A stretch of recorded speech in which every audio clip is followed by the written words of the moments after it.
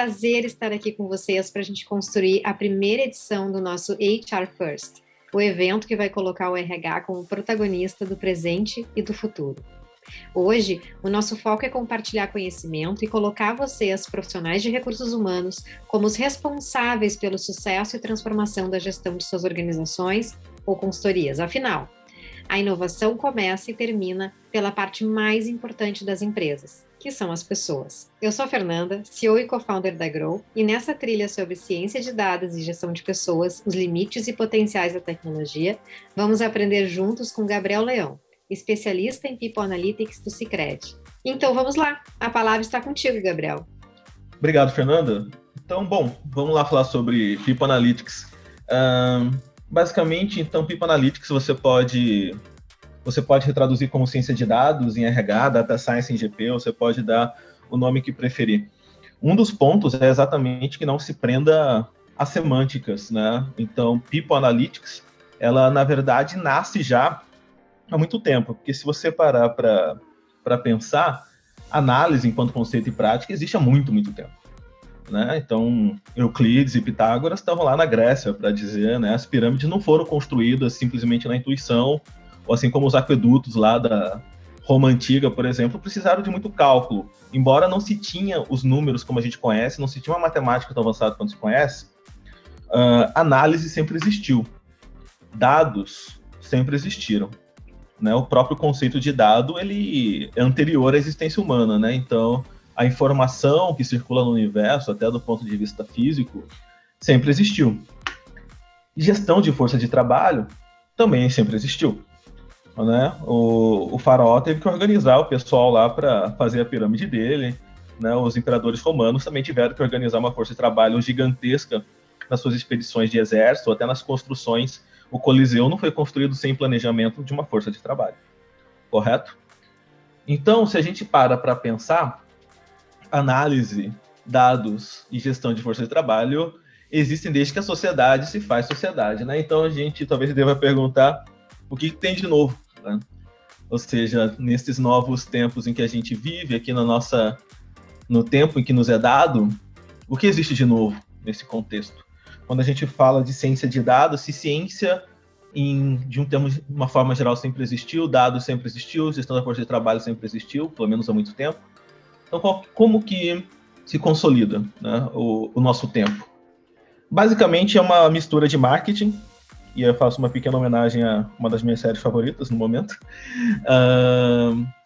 Marketing misturado com poder computacional. Então, quando você pega a análise, você soma ela com a gestão da força de trabalho e dados, e você soma a capacidade computacional do nosso tempo, e você agrega isso um forte apelo de marketing para dar um nome bonito e charmoso para isso, como é People Analytics, você tem a ciência de dados propriamente dita. Talvez alguns pensem que eu estou testemunhando contra, na verdade não é isso, na verdade eu estou testemunhando a favor, porque o que eu quero dizer é que a ciência de dados ela é mais profunda do que parece e que eu não recomendo que se prenda no glamour dela, mas que se prenda na parte mais interessante dela. Qual que é a parte interessante dela? A filosofia por trás das pessoas, a análise de como a força de trabalho funciona, ou a importância de você entender os seres humanos que compõem o grupo com o qual você lida, é importante, existe há muito tempo e tem muita gente estudando isso. Né? Não é uma coisa tão recente. Então, People Analytics às vezes é vendido como uma super novidade recente, mas isso não é totalmente verdade, e talvez eu acho que não seja verdade em nenhum aspecto de ser muito recente. Porque o próprio poder computacional é extremamente longínquo até. Né? Isso remete ao começo do século, quando você fala de machine learning, por exemplo. Agora, o que existe de novo é a capacidade de computadores em larga escala e relativamente baratos poderem ser usados. A gente já chega lá. Por quê? Se você observa, aqui, abrindo um pouquinho o aspecto técnico da coisa, o qual eu prometo que não vai ser tão excessivamente técnico, você observa que desde 1940 nós já tínhamos cientistas pensando métodos de machine learning, sistemas de previsão e tal. Muito provavelmente, logicamente eu não sei como que era a mente dessas pessoas, mas muito provavelmente ele não estava pensando exatamente para RH, GP, ou seja, o nome que se queira dar. Mas ele já estava pensando em métodos de previsão. Então, observa, já existia análise há muito tempo, já existia gestão de força de trabalho há muito tempo, já existe dados desde que os tempos são tempos, e já existe o processo de previsão, análise matemática e computacional há muito tempo. Né? Então, existe uma herança histórica que transcende a questão só computacional ou dos famosos dashboards, que deve ser considerado quando você fala que vai fazer people. Né? Não é uma grande novidade tecnológica ou high-tech. Ela é uma evolução da própria humanidade, da própria forma como a gente administra recursos. Claro que no capitalismo moderno, isso ganhou escala. E aí sim existe uma grande novidade, que é você hoje pode adquirir ou alugar máquinas e computadores capazes de processar tudo isso de uma maneira relativamente acessível. Não a todos, mas qualquer empresa de porte médio hoje já consegue fazer isso. Na verdade, acho que pessoa que tenha recursos médios já consegue acessá-lo. E na medida que consegue acessar o grande poder computacional, você consegue aí sim juntar todos esses fatores. O histórico computacional e analítico, matemático da humanidade, tudo que a gente já aprendeu sobre gestão de pessoas, os dados em si, que hoje, mais do que nunca, estão muito à disposição da humanidade, com o poder computacional para analisá-lo. A grande diferença, talvez que você fale hoje de uma grande organização, digamos, quando nós construímos a usina de Itaipu, por exemplo, vamos compará-la com a construção dos aquedutos romanos, que são uma das maravilhas do mundo antigo, certo? Gestão de trabalho, né? Você tem gestão de recursos, você tem que aplicar recursos, pessoas e tal. A grande diferença principal que possibilita que a humanidade, 2.000 anos depois, faça uma coisa tão maior, né, quando comparado com fins semelhantes, né, que é de você reservar e manipular quantidades maciças de água, é que nós temos uma matemática muito potente, e ali na década de 70 você já tinha computadores e capacidades de processamento, embora logicamente não comparável ao que a gente tem hoje no século XXI, mas ainda muito potente. Bom, então esse é o ponto. Ou seja, se desde 40, 1950, 1960 a gente já está tendo avanço significativo e tem todos esses caras legando avanços tecnológicos para a gente, o ponto principal é que nós temos velhos hábitos com novas tecnologias. Então, você não pode, quando você aplica people, na minha visão e na visão de muitos amigos, né, obviamente, nada do que eu falei aqui é uma verdade absoluta, mas é mais um testemunho científico dos últimos 10 anos que eu passei nessa área. O machine learning, ou o nome técnico que você possa dar para os procedimentos da ciência de dados, são uma combinação de velhos hábitos com novas tecnologias. Essas novas tecnologias basicamente se resumem a alta capacidade de armazenamento de dados, alta capacidade de coleta de dados e alta capacidade de interpretação matemática desses dados, certo? E aí já começa um outro porém que eu recomendo para todo mundo que vai entrar no mundo de people. Você tem que saber matemática, né? Então, quando a gente fala novas tecnologias, são duas linhas. A linha do poder computacional para armazenar, processar e coletar, você vai ter que conceder para essa máquina recursos intelectuais que vão fazer a interpretação desses dados. E aí, já dando um spoiler do que eu sempre recomendo no mundo de people, não se prenda a dashboards ou a velhos hábitos ou velhas tecnologias. Porque um vício comum nesse mundo é que você tente solucionar esses velhos hábitos, por exemplo, um problema de recrutamento, digamos, utilizando velhas tecnologias para tentando usar só um mindset novo. De, digamos assim, agora eu tenho muito mais dados, mas agora eu quero ver num dashboard. Igual que você está acostumado ali de 2010, ou de 2001, né, que você usava muito mais dashboards que hoje. Minha recomendação é não. Por quê? Se você está lidando com massas grandes de dados, né? Se você está falando 30 mil funcionários, 40 mil, 50 mil, você não vai conseguir visualizar tudo de cara em dashboards. Na verdade, a capacidade de visualização tende a se reduzir. Você vai ter que começar a saber interpretar isso numericamente, matematicamente, através de equações, através de fórmulas. Bom, talvez você seja o diretor de RH e você me diga, formei administração, vou ter que estudar aí mais 10 anos para aprender a interpretar. Provavelmente não, você vai ter que se cercar das pessoas que interpretam isso matematicamente, né, de confiança, bem estruturadas, que vão fazer essa interpretação para ti. Então esse é o ponto, assim, quando a gente observa, existia o trabalho na Roma Antiga, existia essa primeira tela de Portinari nos mostra que existia o trabalho, por exemplo, na indústria cafeeira. Nenhum produtor de café era louco o suficiente para não fazer planejamento nenhum, para anotar certas informações, como a idade dos seus trabalhadores, de onde eles vieram, seja qual for o desenho moral que se tenha daquela época. A diferença é que hoje você vai utilizar esse conhecimento e você vai interpretá-lo matematicamente através de uma base de dados muito grande. Dito isso, a gente pode dar uma pensada sobre casos típicos, né, em People. Na verdade, em GP, RH, seu sistema de recursos humanos, que é attrition, né? Alguns nomes eu uso em inglês, outros em português, porque dependendo do quanto é possível resumir daquele termo, eu acho que attrition resume muito melhor do que expressões em português.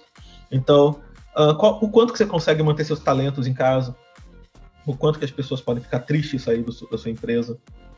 Recrutamento, né? É um exemplo típico, porque o que uma nova tecnologia faz? Vamos lembrar, né, do Old Habits, New Technology. O que ela vai fazer por você? Você provavelmente consegue ler um currículo por dia, consegue ler 10, talvez consiga ler 100 currículos por dia com alguma qualidade. Mas você não consegue ler 5 mil. Né? Talvez você não consiga nem no mês ler 5 mil. E dependendo da sua empresa, talvez você receba isso. Né? Quando você anuncia vagas, é comum as empresas receberem 500 candidatos, 400 candidatos. Então você tem duas opções, ou você coloca ali 100 pessoas para fazer essa análise para você, o que talvez torne o seu processo inviável, ou você utiliza uma tecnologia para isso. Isso é um caso típico, né, de você utilizar o poder do People Analytics, ou seja, você armazena 5 mil currículos, você utiliza um código matemático que interpreta textos, imagens, figuras, e esse código vai ler para você dizendo, por exemplo, quem veio de uma faculdade X, Y, Z, idade já pronta, ele pode já te dizer quais mandaram com foto, quais mandaram sem foto. Você pode dizer quais mencionaram seu e-mail, quais não mencionaram, e coisas do tipo, certo? Se eu perguntar, a tecnologia hoje já pode ler de uma maneira 100% igual a um ser humano treinado, um currículo? Sim, mas ainda é muito caro, certo? Então também não quero gerar ilusões de que qualquer empresa consiga fazer uma leitura 100% automatizada de um currículo. Porém, ela consegue já, de maneira relativamente barata, antecipar boa parte do trabalho. Né? Você consegue filtrar já as idades, você consegue filtrar quem mencionou sua faculdade, a área de formação, coisas do tipo. Algumas pessoas, eu me incluo nelas, colocam uma linguagem às vezes um pouco mais natural, às vezes até um pouco mais poética no currículo, e isso para um computador pode ser mais difícil de ser interpretado. Embora um supercomputador muito bem treinado, de uma maneira bem custosa, já consiga fazê-lo. Cultura. Cultura é bastante importante. Às vezes as pessoas me perguntam, mas como que people pode influenciar em cultura? Existem inúmeras formas. Eu tento dizer até que a gente não consegue nem mapear quantas formas people impactam sobre cultura. Por exemplo, diversidade é um tema gigantesco hoje. Colocar nas empresas é uma dor, ela precisa ser resolvida em diversas linhas, diversos segmentos sociais, e ela precisa transcender o proselitismo político, né, nas empresas. Você precisa adotar soluções práticas, rápidas, para aqueles problemas que a gente herda da sociedade que a gente vive, e nós, enquanto empresas, participamos do problema e também então temos que participar da solução. E nessa linha, você pode, por exemplo, interpretar textos, interpretar emoções, né? Afinal, quem que está mais ou menos incomodado com certo tema? Quando você passa uma pesquisa de clima, as pessoas respondem verbalmente isso. Digamos que você tenha 30 mil funcionários. Você recebeu 30 mil respostas. E quanto tempo demoraria para você ler as 30 mil respostas e interpretar o quanto cada uma é positiva, negativa ou te diz algo de especial? Isso People pode fazer por você. Não é tão barato, eu já vou chegar nesse ponto. Isso é uma coisa que as pessoas não devem se iludir de que é um processo barato, porém é um processo valioso. Ele já é um processo que te rende muito mais do que custa, certo?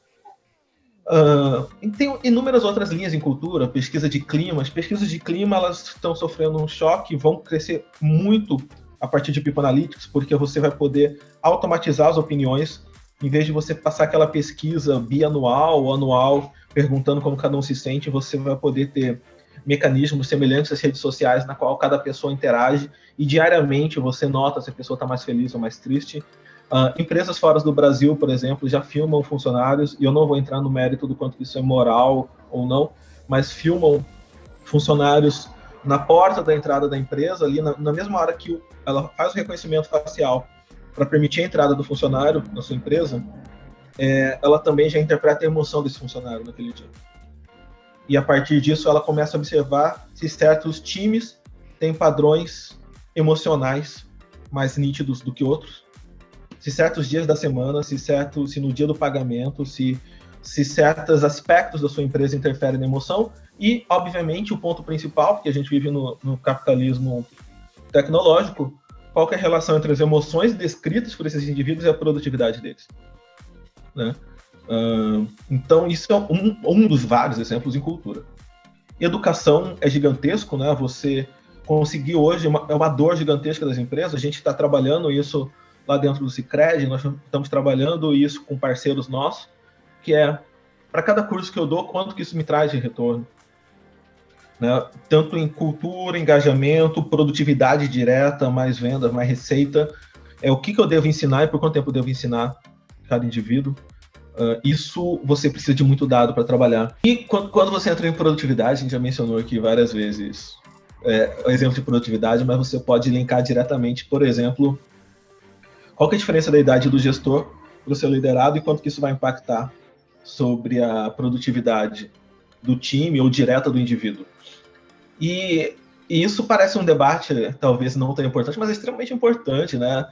Hoje, por exemplo, está em vigor aí uma discussão via memes do quanto que certas pessoas são mais velhas ou mais novas e são vergonhas alheias ou não, para quem está acompanhando a discussão das redes sociais, que, by the way, me parece bastante ridícula, mas essa discussão, só pelo fato dela existir, pode impactar sobre a produtividade de diversos segmentos industriais. Se você trabalhar no ramo publicitário de comunicação, mais ainda, né? Então, People pode entrar ali, porque, de novo, se você tiver 50 mil funcionários, se você já tiver 300 funcionários, você já não vai conseguir analisar no Excelzinho ou na mão essa diferença de idade. Você vai precisar de ferramentas mais robustas. Remuneração nem se fala, é uma das áreas que mais são beneficiadas. Afinal, como você vai saber que você está sendo justo ou injusto em certas remunerações quando você tem 400, 500 funcionários, quando você tem que plugar isso com KPIs, quando você tem que fazer de uma maneira comparativa com o mercado? E no campo da inovação é quase obrigatório. Por que é quase obrigatório? Porque isso transcende a discussão de people. Isso já vai para a discussão da revolução tecnológica. É muito difícil você fazer inovação hoje sem falar de inteligência artificial. É claro que você pode falar de inovação em outros campos? Pode. Você pode fazer inovações artísticas, de design, você pode fazer inovações de práticas cotidianas, você pode fazer inovações políticas, mas é muito difícil você fazer a implementação de qualquer inovação que seja sem passar nem que seja perto de inteligência artificial ou de processos automatizáveis. Principalmente se você vai fazer isso em larga escala. Vou criar um aplicativo, pronto, já caiu lá, né? Eu vou criar uma tecnologia ou vou fazer uma rediscussão do design dos meus produtos. Você provavelmente vai precisar testar isso, comunicar isso de uma maneira efetiva, vai passar por tecnologia, provavelmente por inteligência artificial ou métodos de automação. Baseado nisso, você já ter o terreno preparado pela própria prática do People Analytics vai te facilitar muito no campo de pessoas, certo? Dito isso, attrition, entrando um pouquinho aqui no detalhe. Em quanto tempo antes podemos prever que um talento irá pedir demissão? Com essa informação em mãos, o que podemos fazer? Quais os limites legais, morais e éticos de tais ações? Eu vou deixar a bola com vocês e quem quiser me procurar, a gente aprofunda essa discussão. recrutamento, quantos currículos podemos ler em um dia, quais informações podemos cruzar e verificar em tempo real, quais previsões podem ser feitas sobre o candidato em questão. Os colaboradores acreditam nos impactos da inteligência artificial? Quais são mais propensos às ações voluntárias e quais são mais introvertidos? Logicamente, a discussão sobre introversão transcende a própria cultura, né? Bom, para a gente finalizar, você vai falar assim, então como é que eu boto no ar esse negócio? Como é que eu faço? Primeira coisa que você tem que ter muita consciência. Você precisa de dados, muitos dados. Se você não tem dados, você ainda não está falando de ciência de dados pura, assim, você não está participando da tecnologia em si.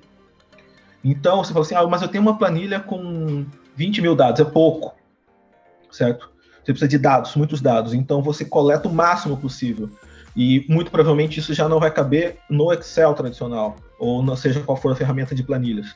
Você vai precisar de linguagens específicas, mas pense nisso. Você consegue extrair estatística profunda e conhecimentos avançados quando você tem muito dado para analisar.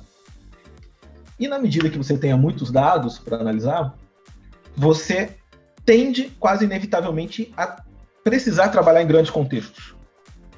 Ou seja, você precisa ir onde o dado está. O que isso significa? Que a maior parte das vezes, people é muito mais viável em grandes empresas do que médias ou pequenas empresas. Isso é uma realidade. O que não significa que você, por estar numa média ou pequena empresa, não possa fazer people. Você pode. Mas qual que é a grande diferença? A grande empresa provavelmente vai ter uma massa de dados natural. Né? Se você já tem 40 mil funcionários, automaticamente você já tem uma massa de dados gigantesca. Se você só tem 100 funcionários comparado aos outros 40 mil, você vai ter que trabalhar essas 100 fontes de dados de maneira a extrair o máximo de informações delas, para que assim você tome uma decisão mais acurada, você comece a fazer estatísticas mais relevantes dos seus 100 funcionários. Por exemplo, um exemplo claro, se eu tiver uma empresa com 40 mil funcionários e simplesmente extrair idade e salário delas, eu já tenho 2 dados que eu posso cruzar de maneira imediata. Com 100 funcionários, isso não é tão claro se estatisticamente você vai conseguir fazer. Mas se você também tirar o dado deles da escolaridade, de onde eles vivem, opiniões, coletar opiniões deles, ver qual que é a idade dos seus pais, por exemplo, ou quais que têm filhos, você começa a aumentar o contexto e a sua própria base de dados para trabalhar. Ou seja, pense grande quando você for trabalhar com dados. E na medida em que você precisa trabalhar em grandes contextos, pensem sempre que na medida que você aumenta o contexto, você aumenta a sua entropia.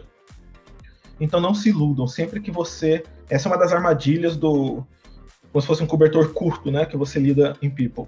Na medida em que você trabalha com grandes contextos, você cai numa das armadilhas, né, que people pode te dar. Na verdade, toda a ciência de dados sofre com isso, de que, na medida que você aumenta a quantidade de dados com a qual você lida, você aumenta a entropia.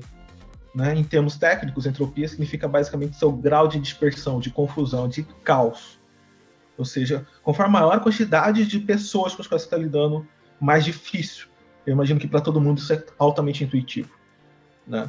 Ou seja, você analisar os dados de 50 pessoas é menos caótico do que analisar de 500, que é menos do que de 5 mil. Dado isso, você tem que entender que vai ter já um custo inicial que muita gente já não vai te entender o que você está fazendo. Quanto mais funcionários você tiver, mais gente vai ter que explicar isso, ou pelo menos convencê-los de acreditar no que você está fazendo. E isso não é tão simples, porque você vai aumentar a quantidade de dados. Vai ter dado incompleto, vai ter cargos que não estão bem escritos, nomes de pessoas que não estão escritos corretamente. Você vai ter bases de dados que não estão acessíveis. Vai ter dono de dado que talvez não queira te dar o dado de cara. Você vai ter que conversar com o cara, explicar, olha, eu preciso do dado para isso, para aquilo. Certo? Ou seja, você aumenta a entropia.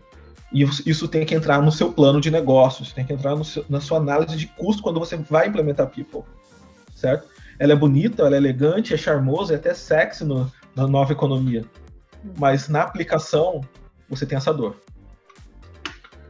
E te custa tempo. É difícil você obter resultados sólidos em menos de um ano. Por quê? Porque você vai precisar trabalhar com muito dado. Vai precisar trabalhar com muito dado, você vai precisar trabalhar com grandes contextos, com muitos contextos, você vai precisar trabalhar com alta entropia. É muito difícil que você consiga resolver todos esses problemas em menos de um ano. Claro, tem gente que faz em 1 mês, 2, 3. Tem. Varia de times para times. Mas sempre, claro, depende do quanto de grana você quer botar. Os trabalhos hoje de people no Vale do Silício são implementados em 2 ou 3 meses? São, mas com altíssimo investimento. Né? 4, 5 vezes maior do que a média de investimentos brasileiros. Acho que até mais, na verdade. Então, custa tempo, ou seja, você também tem que botar isso no seu plano de negócio. Eu vou ter que dar pelo menos 1 ano para as coisas acontecerem. E custa poder computacional, e isso custa caro financeiramente. Então, tenha isso em mente. Não adianta você contratar o cientista de dados se você não for dar ferramentas que tradicionalmente custam caro. Então, você implementar custa dinheiro, custa poder computacional. Aquilo que a gente falou, você precisa da nova tecnologia. Senão, você sempre vai fazer mais do mesmo. Não adianta contratar super analista, super cientista, se você não tiver recurso para poder computacional. E quanto mais dados você tiver, mais caro isso vai ser. Então, junto com o cientista, junto com o seu analista, vem o custo de você dar uma máquina com alta memória, você pagar uma nuvem, seja Amazon, Google, Microsoft ou qualquer outro player. Você tem que investir em poder computacional. Senão você não tem people, você não vai conseguir implementar. Você vai fazer o mais do mesmo, tem uma chance de se frustrar, inclusive, né? Porque o seu cientista não vai conseguir entregar, as coisas vão ficar mais lentas. Então pense nisso. Você tem que reservar uma grana considerável. E custa impacto político. Né? Haverá choque de cultura. Os dados, lembra que os dados, eles são frios. Você pode concluir coisas através de people que você não goste.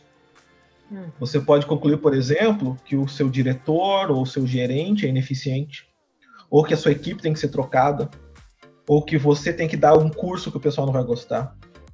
Talvez você tenha que demitir e recontratar pessoas. É doloroso. Então pensa nisso. Se você vai usar uma ferramenta, é igual quando você vai fazer um exame médico de uma determinada coisa, que talvez o resultado pode ser que você não goste. Você tem que tomar atitudes em relação àquilo. Sua vida vai melhorar depois? Vai. Mas o tratamento pode ser doloroso para aquilo. Então, people não necessariamente é só uma coisa glamurosa e bonita e tecnológica com luzes piscando nos computadores. Ele tem um impacto político, né? Tem pessoas que não vão entender no início e não vão entender nunca o que está sendo feito. E talvez você tenha que tomar uma decisão muito dura com elas. Né? Você ou vai ter que educá-las, ou talvez você tenha que trocar a força de trabalho. Então pensem nisso quando vocês forem implementar. Por fim, eu juntei vários artistas aqui, então tem o Van Gogh mostrando um trabalhador no campo, nós temos o quadro famoso de Tarsila do Amaral, dos trabalhadores no Brasil, ali do meio do século. Nós temos o retrato de uma pessoa da linha de frente, feito por um artista americano de Nova York, o Steve Darack, se não me engano. E nós temos um conjunto de quadros futuristas italianos. Por que eu trouxe todos eles aqui? Porque, assim, pensem sempre que vocês continuam lidando com pessoas. A sociologia, a filosofia, a arte continuam importante, e talvez, em muitos contextos, mais importante até que a própria matemática robusta ou complexa. O conhecimento do sociólogo e do filósofo vai ser tão importante quanto o do matemático para vocês. Certo? Mas veja bem que o que eu estou dizendo é conhecimento de verdade, não pseudo-enrolações. Então, leitura, artigos, filósofos que estejam bem embasados, tá? Então, pensem nisso. O People continua sendo um trabalho com pessoas. Continua sendo um trabalho humano. Utilizando novas tecnologias para potencializar suas capacidades humanas. Dito isso, eu agradeço, então, o convite que vocês me fizeram. Se vocês precisarem contratar pessoas dessa área, eu recomendo que comecem pela capacidade humana dela, não pela capacidade tecnológica, mas depois observem se eles podem te entregar a alta capacidade de processamento matemático e tecnológico. E aí o restante tudo tende a andar bem, se essas armadilhas forem bem evitadas no meio do caminho. Acho que é isso, pessoal. Se vocês tiverem alguma dúvida, eu fico à disposição. Vou pedir para as meninas deixarem meu e-mail aí, meu contato à disposição de todo mundo. Meu LinkedIn também, pode me adicionar lá, eu respondo diretamente por lá e para todo mundo. Eu sou super afim de botecos virtuais, como eu costumo dizer, então a gente reúne aí pelo Zoom e conversa, troca experiências, e eu acho que isso é extremamente importante, seja no campo da ciência de dados, da arte, da filosofia, da economia, que são campos que basicamente se integram no que torna um ser humano, né, dentro de uma organização, seja ela empresarial ou não, né? Muito, muito obrigado pelo convite novamente. Nossa, Gabriel, foi fantástico, né? Acho que foi só uma porta que a gente abriu do conteúdo para tantos questionamentos. Acho que o conteúdo em si já é um conteúdo muito rico e ainda as perguntas, os questionamentos foram extremamente instigantes. Fiquei com muita vontade de interagir contigo e não, vamos responder essa pergunta, vamos falar sobre isso. Infelizmente a gente não tem muito tempo, a gente tem um tempo aí determinado para as palestras, mas eu acho que fica um primeiro contato, fica uma abertura de contato. Gabriel, então, de novo, muito, muito obrigada pelo teu tempo, pela tua disponibilidade para estar com a gente hoje no nosso evento. Um abraço. Obrigado. Abraço, pessoal. Tchau, tchau. Tchau, tchau.